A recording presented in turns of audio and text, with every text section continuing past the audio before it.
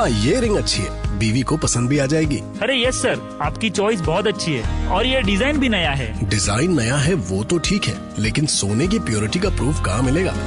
बनिए एक जागरूक ग्राहक। आज ही डाउनलोड कीजिए BIS केयर ऐप। सोना खरीदने से पहले BIS केयर ऐप पर HUID कोड अवश्य वेरीफाई करें।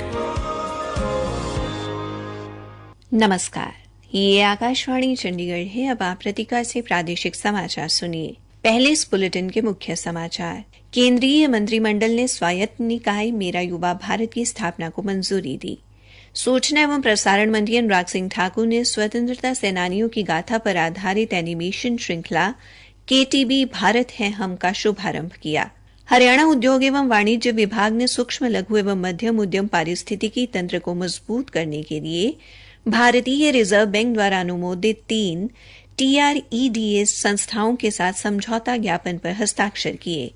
और हरियाणा के मुख्यमंत्री मनोहर लाल की अध्यक्षता में हुई हरियाणा उद्यम प्रोत्साहन बोर्ड की बैठक में 1041 करोड़ रुपए के निवेश की 4 परियोजनाओं को मंजूरी दी गई।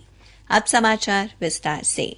केंद्रीय मंत्रिमंडल ने स्वायत्त निकाय मेरा युवा भारत की स्थापना को मंजूरी दी है। नई दिल्ली में केंद्रीय मंत्रिमंडल की बैठक के बाद सूचना एवं प्रसारण मंत्री अनुराग सिंह ठाकुर ने कहा कि इसका प्राथमिक उद्देश्य युवाओं के विकास के लिए एक सरकारी मंच तैयार करना है। श्री ठाकुर ने कहा कि देश में लगभग 40 करोड़ युवा हैं जो 15 से 29 वर्ष आयु वर्ग के हैं। उन्होंने कहा कि ये स्वायत्त निकाय युवाओं के विकास के लिए प्रौद्योगिकी सक्षम तंत्र के रूप में कार्य करेगा। श्री ठाकुर ने कहा कि इसका उद्देश्य युवाओं को सरकार और नागरिकों के बीच सेतु के रूप में कार्य करने में सक्षम बनाना और राष्ट्र निर्माण के लिए युवा ऊर्जा का उपयोग करना है। मंत्री ने कहा कि यह स्वायत्त निकाय 31 अक्टूबर को लौह पुरुष सरदार वल्लभ भाई पटेल की जयंती के अवसर पर राष्ट्र को समर्पित किया जाएगा। सूचना एवं प्रसारण मंत्री अनुराग सिंह ठाकुर ने आज नई दिल्ली में एनिमेशन श्रृंखला KTB भारत है हम का शुभारंभ किया। उन्होंने कहा कि प्रधानमंत्री नरेंद्र मोदी ने स्वतंत्रता संग्राम में योगदान देने वाले सेनानियों को श्रद्धांजलि अर्पित करने के लिए आजादी का अमृत महोत्सव की परिकल्पना की, जो देश के स्वतंत्रता संग्राम के भुला दिए गए नायकों को याद रखने का महत्वपूर्ण प्रयास है।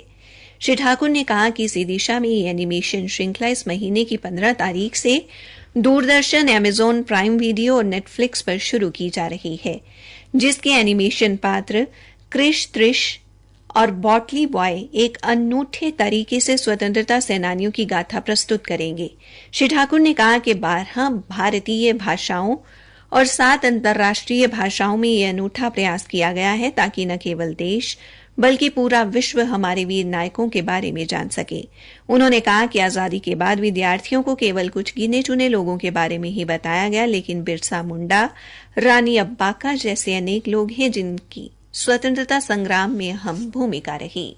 आकाशवाणी चंडीगढ़ के समाचार सेवा प्रभाग द्वारा मेरी माटी मेरा देश अभियान के तहत शुरू की गई प्रश्नोत्तरी प्रतियोगिता का आज का प्रश्न है, आजाद हिंद फौज के नाम से प्रसिद्ध इंडियन नेशनल आर्मी में कप्तान रहे अब्बास अली द्वारा लिखित सफरनामे का क्या नाम है? प्रश्न एक बार फिर से सुन लें। आजाद हिंद फौज के नाम से प्रसिद्ध इंडियन नेशनल आर्मी में कप्तान रहे अब्बास अली द्वारा लिखित सफरनामे का क्या नाम है? अपने उत्तर newsairchd.com पर तुरंत मेल करें।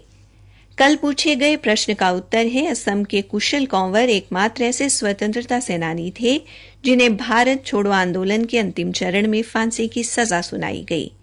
और ये सही उत्तर देने वाली हमारी विजेता है हरियाणा के पंचकुला से प्रीति तंवर।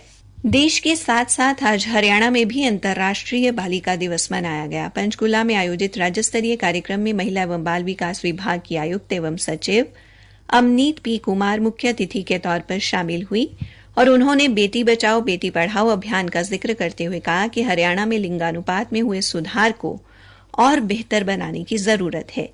इस अवसर पर कन्या भ्रूण हत्या को रोकने में विशेष भूमिका निभाने वाले व्यक्तियों को भी सम्मानित किया गया। उधर पलवल के अलावलपुर गांव में अंतर्राष्ट्रीय बालिका दिवस पर लोगों को जागरूक किया गया और उन्हें बेटियों को बचाने व शिक्षित करने की शपथ दिलाई गई। इस अवसर पर जिले के सरकारी स्कूलों में विभिन्न प्रतियोगिताएं भी आयोजित की गई।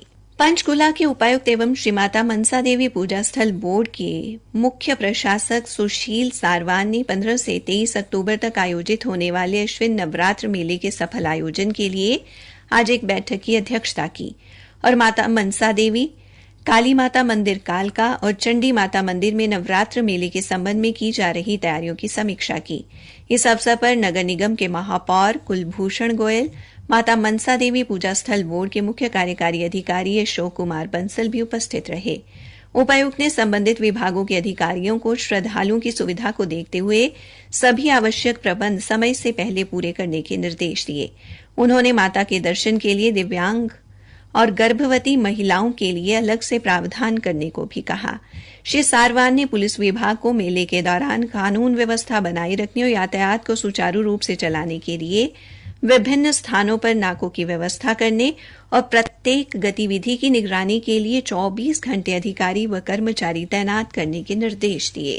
प्रादेशिक समाचार आकाशवाणी चंडीगढ़ से प्रसारित किए जा रहे हैं।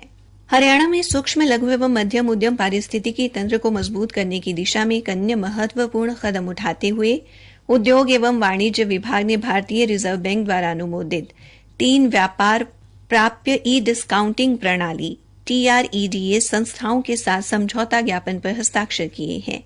ये समझौता मुख्यमंत्री मनोहर लाल और उप मुख्यमंत्री दुष्यंत चौटाला की उपस्थिति में आज चंडीगढ़ में receivable exchange of India limited, mind solutions private limited और ATREDA लिमिटेड के साथ किया गया। भारतीय रिजर्व बैंक की एक पहल TREDA सूक्ष्म लघु एवं मध्यम उद्यमों के लिए कार्यशील पूंजी सुनिश्चित करने के लिए महत्वपूर्ण उपकरण है। ये एक बिल छूट तंत्र है जिसके माध्यम से सूक्ष्म लघु एवं मध्यम उद्यम अपने भुगतान की निर्धारित तारीख से पहले वित्त पोषकों के माध्यम से चालान राशि का एक छोटा सा अंश छोड़क यानी छूट देकर अपने चालान को मंजूरी दे सकते हैं। मुख्यमंत्री ने कहा कि यह समझौता नकदी संकट से जूझ रहे सूक्ष्म लघु एवं मध्यम उद्यमों के बीच तरलता बढ़ाने की दिशा में एक स्वागत योग्य कदम है।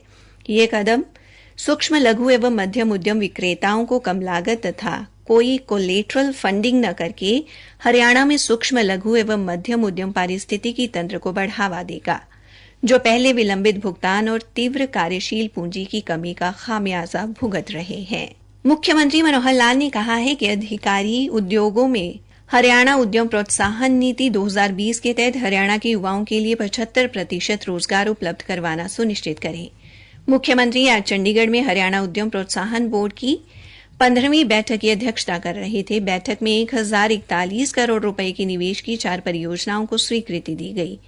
बैठक में उप मुख्यमंत्री दुष्यंत चौटाला, वन मंत्री कंवरपाल और श्रम राज्य मंत्री अनूप धानक भी उपस्थित रहे।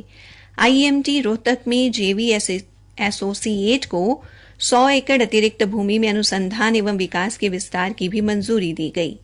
बैठक में हरियाणा उद्यम प्रोत्साहन नीति के तहत निर्धारित पूंजी निवेश पर निवेशक कंपनियों को 119 करोड़ 54 लाख रुपए की विशेष सब्सिडी पैकेज को भी स्वीकृति प्रदान की गई, जिसमें बिजली, राज्य GST, स्टैंप ड्यूटी में छूट इत्यादि शामिल है। पलवल जिले में किसानों को फसल अवशेष न जलाने बारे जागरूक करने के लिए जिला उपायुक्त नेहा सिंह ने आज जिला सचिवालय परिसर से 3 मोबाइल वैन को झंडी दिखाकर रवाना किया। ये वैन गांव-गांव जाकर लोगों को पराली को ना जलाकर मशीनों के माध्यम से उचित प्रबंधन करने का संदेश देंगी। फसल अवशेष प्रबंधन को लेकर आज कृषि विभाग द्वारा पलवल के गांव छज्जू नगर में किसान गोष्ठी का आयोजन किया गया। सहायक तकनीकी प्रबंधक अतुल शर्मा एवं खंड तकनीकी प्रबंधक सुंदर सिंह ने किसानों को फसल अवशेष न जलाने के बारे में जागरूक किया। अंत में मुख्य समाचार एक बार फिर। केंद्रीय मंत्रिमंडल ने स्वायत्त निकाय मेरा युवा भारत की स्थापना को मंजूरी दी। सूचना एवं प्रसारण मंत्री अनुराग सिंह ठाकुर ने स्वतंत्रता सेनानियों की गाथा पर आधारित एनिमेशन श्रृंखला KTB भारत है हम का शुभारंभ किया और हरियाणा के मुख्यमंत्री मनोहर लाल की अध्यक्षता में हुई हरियाणा उद्यम प्रोत्साहन बोर्ड की बैठक में 1041 करोड़ रुपए के निवेश की 4 परियोजनाओं को मंजूरी दी गई। इसी के साथ ये समाचार बुलेटिन समाप्त हुआ।